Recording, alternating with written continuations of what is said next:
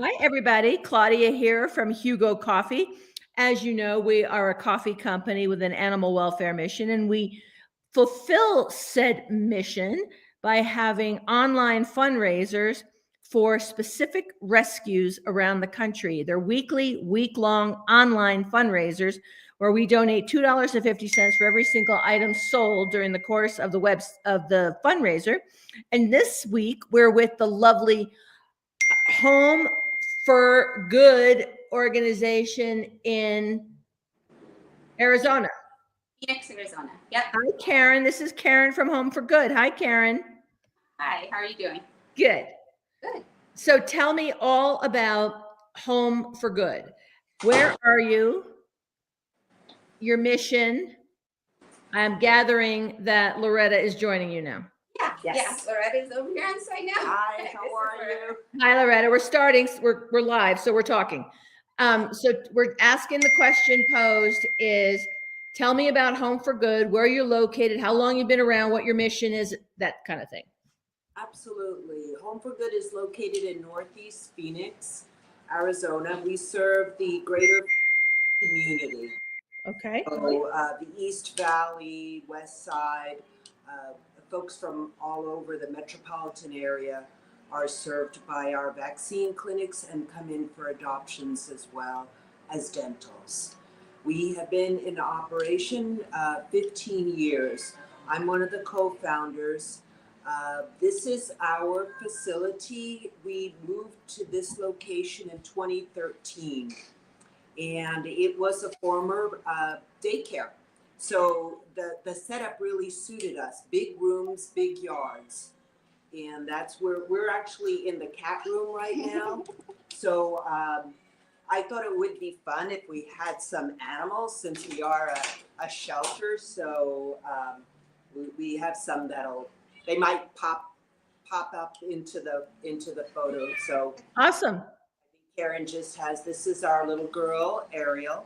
So we do adopt out. We do placements for both cats and dogs.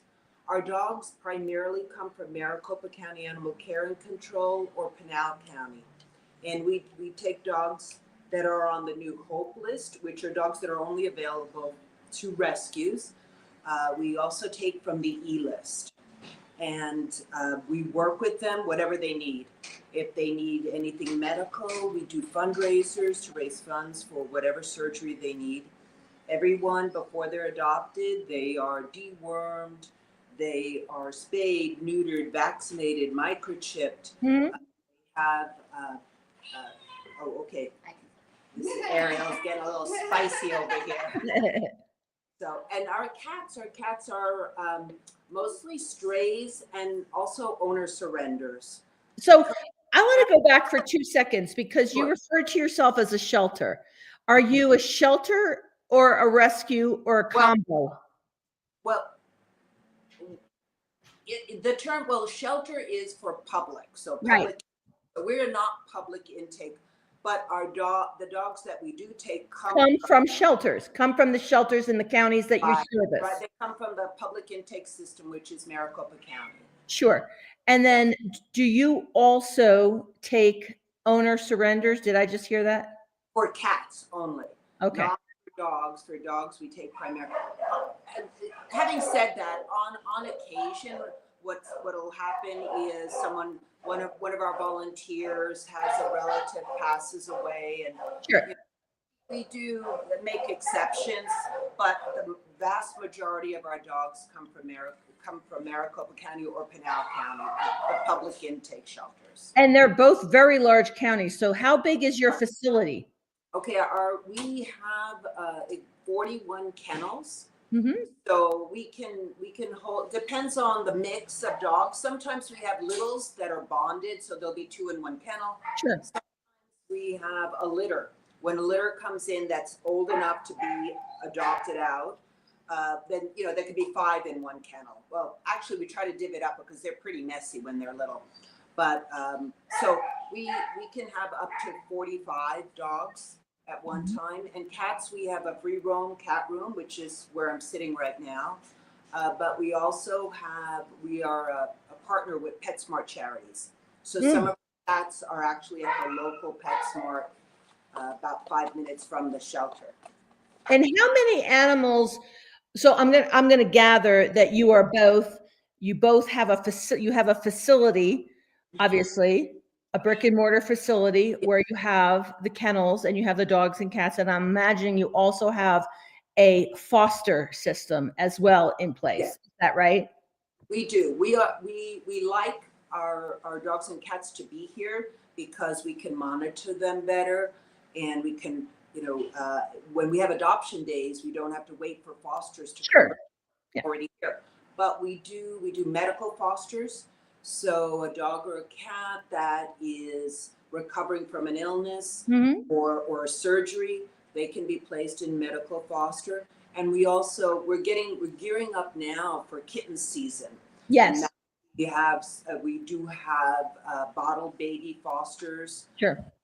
and mom and kittens. And if we get a pregnant dog that's far along, then that we will also find a foster for them, because this environment, no matter how nice you make it, it's still a shelter. Yes. And it's still very special for them. So Yeah. we try to do that. We love our fosters. We're always looking for more Sure. fosters, because the more we have out there, the more animals we can take. And we get calls, owner surrenders. It's been pretty sad these last 2 years. There have been, I want to say, almost an equal amount of people wanting us to take their cats and dogs, and adoptions have been a little bit slower. And what do you attribute that to economic times, or a combination of health crisis, home crisis, and economics? Economics, this is what we hear. We have to move into a smaller place. It doesn't allow for dogs. Right. I had to move into I had to go back home to my mom, and they already have 2 dogs. They don't want, or whatever, family or friend. Or then we also have Luke Air Force Base is located not too far, and so we also have service people that are deployed overseas. They can't take them, so this is what we're seeing. But we also do get the very sad ones that, I'm living out of my car right now, and we've had that. We've had someone pull up and had 3 animals in the back of his car. Right. So it's And it's a brutal climate it is to be unhoused, and it's a brutal climate to have animals unhoused and not in air conditioning. Absolutely. I mean, in the summertime here, which is where we are heading. I mean, it's already was, I don't know what, 94 today, or it was like 94 today, and it's very early in the year to have such a high temperature. But it could be 115, 120 out. You touch the pavement, and it'll burn your hand. Yep. And are out there walking on it. So it's horrific. The concept of human and animals being unhoused in that environment, in that extreme weather environment, is so hard to wrap your head around and think about what their life must be like. It's just awful. So thank you for taking in the owner surrenders under those circumstances, because those poor babies need to get out of that environment. Absolutely. It's difficult to turn. Even if we don't have space, we never just say no. We give them other resources. Yes. So, or we can courtesy post if their dog or cat is spayed or neutered, then we can courtesy post. So we try to give them, it's not just a no room at the end, goodbye. Right. We try to at least get a next step for them. So I'm imagining, with first of all, the size of the region that you are supporting. I mean, these counties are huge. And you add a military base in there as well. I mean, come on. You must be finding or rescuing and adopting out a couple thousand animals a year. I wish we were adopting out thousands, but it hasn't been. We're relatively. I wouldn't say we're very small, but we're more mid-sized. Mm. 2020 COVID, we had 880 adoptions. That was a banner year. Okay. Banner year. Last year, we had issues, but we adopted out 291. So Oh, geez. yeah. So with this year though, 2025 is seemingly a little bit better. We've already started to see more adoptions than we had in the last 6 months. So the first 3 months of this year, we've seen more adoptions than the previous 6 months. So That's awesome. That's awesome. that's a good sign. And Yeah. and the county is just when you go there, they have space for 650, and their numbers are 800. Oh my So God. it's overcrowding. Yes. Yes. Now, do you have a TNR program? I'm sorry, say it again. Do you have a TNR program? No, we do not. But Okay. we work with TNR folks Sure. in our area, and we do take in because often they will get a very friendly cat that's it's outside, it's wandered in, and they can. So we would rehome them. We do not take in feral cats because it's difficult to work with them, and it's dangerous. We tried a few, and it just didn't. They're not happy in here. No. They're very territorial, and we have a common cat room, so it becomes. And then it's dangerous. We have to use the gloves. We have to. Sure. So we do what we know we can handle. Yes, which is, and that's all you can do, right? You can only do what you can do, and you do as much as you can do, and you have the impact that you have, but nobody can do it all. I mean, Right. you can't adopt your way out of this problem. No, it has to be a multifaceted solution. So we do medical care, because sometimes they're abandoned or given up because the owner can't afford the medical treatment. Right. So they're surrendered. So we do the medical care. We do placements. We promote spay and neuter, and then we do a lot of events, and we increase the community's awareness of what's happening. People don't. It's not visible to them. Right. So we bring it forward, and we let them know what that county is now euthanizing for space. Which they're overwhelmed. It's not that they want to do that. Sure. But, so it's a little bit disheartening, because this very reason is why Home for Good was formed, was to alleviate that overcrowding at county. And for a few years there, it looked like it was actually on the right track. And then COVID, everybody was adopted.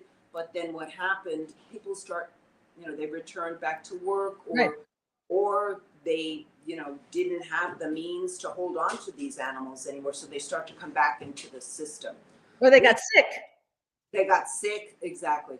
We are very fortunate in that the way we do adoptions, we match the dog or the cat with the person. So we're pretty careful about placement, and as a result, we have very low rate of return. That's awesome. And how long have you been around? 15 years. Good for you. And you're one of the co-founders? Yes, I am. Good for you, Loretta. That's amazing. It's very rewarding in so many ways. It's a lot, and to be honest, had I known what I would have to go through, I don't know if but I'm glad I did, and it belongs to everyone now. We have a tremendous volunteer base, and they are fabulous. They work with our animals. They do fundraising. They do marketing for us. We could not survive without the help. Sure. So we really appreciate them. Yep. So kudos to you. I used to run an animal rescue, and I couldn't handle it. Yeah, it is. There's a lot, and it's everything. for the faint of heart. It's not for everybody. And you can love animals all day long, but that doesn't mean you can handle rescue, because rescue is tough. And everybody in the rescue community deserves huge kudos, and you deserve huge kudos for what you've done and the impact you've had, which is awesome. But now, Loretta, we have to talk about the fundraiser. Absolutely. Okay. I'm waiting for my coffee. I've ordered. It's on its way. It's on its way. I know. I got a little notice, which is nice because, I got a confirmation when it was ordered, and I got a notice that it's on its way. And I'm trying the popcorn because those Good. the flavors just look too good to pass up. So. And they're from Arizona. Oh, is it? Yeah. It's a company from Tucson that I bought that popcorn from. Okay, because I think you were located up in Utah, no? Yeah, we're in Park City, Utah. And you don't get prickly pear caramel up in Utah or green chili popcorn up in Utah. Oh, I also ordered the bourbon espresso. No, yum. It's all so good. It's ridiculous. Okay. Yeah, so good for you. Now, Loretta, the way it works, we got to you've been getting the word out wonderfully. So yay, keep it going. We have 3 more days, 3 and a little bit more, because it ends at Sunday at midnight, the fundraiser. I want to make sure your fan base knows that we donate $2.50 for every item sold on the website, not order item. And FYI, if you buy Betty's Brew, that is a breakfast blend. It's really nice coffee. It's rollover, but it's in Betty's Brew bag because it's for Betty White. White, okay. We donate twice the amount, so it's $5 a bag of Betty's Brew. That we have to put that. I don't know if that was in our. It's in there. Okay, all right. Yeah. Well, so just to make sure. Yeah, we're just going to make sure people know, because that's important. And I wanted to know, for example, because you're doing really well, by the way. Your fundraiser's doing great. So I'm glad we tried to get the word out and pump everybody up.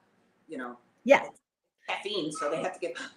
Okay, and it's cold brew season down in Arizona. So our cold brew is fantastic. Our coffee is really good. The fans need to know this is really good coffee served in like 5-star resorts up here. So excellent coffee. It's not, this animal rescue business is not a gimmick. It's a great mission with great coffee.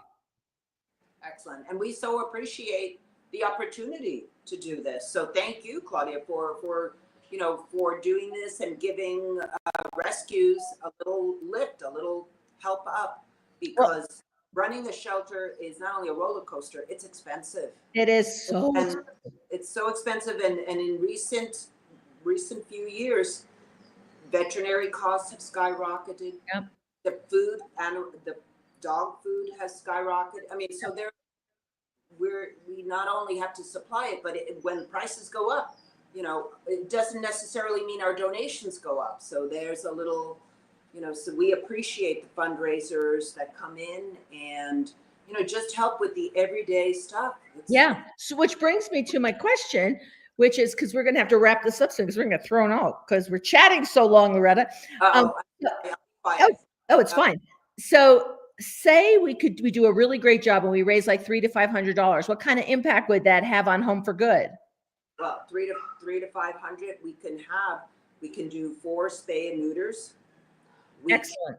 Which is, that's the start. They won't leave our premises unless they are spayed and neutered.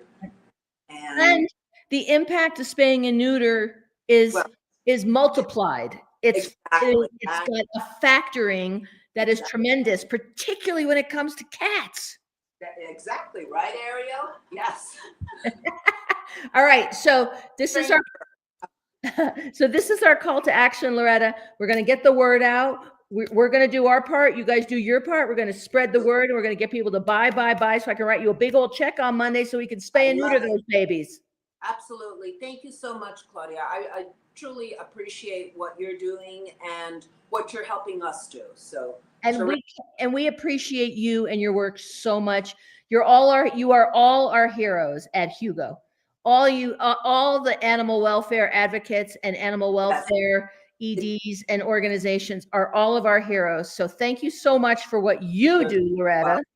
Thank you. Thank you. We And appreciate you have a wonderful weekend. We will. We're going to go out and Betty's Brew. I got it. Excellent. We'll talk on Monday. Sounds good. Bye-bye. Okay. Bye.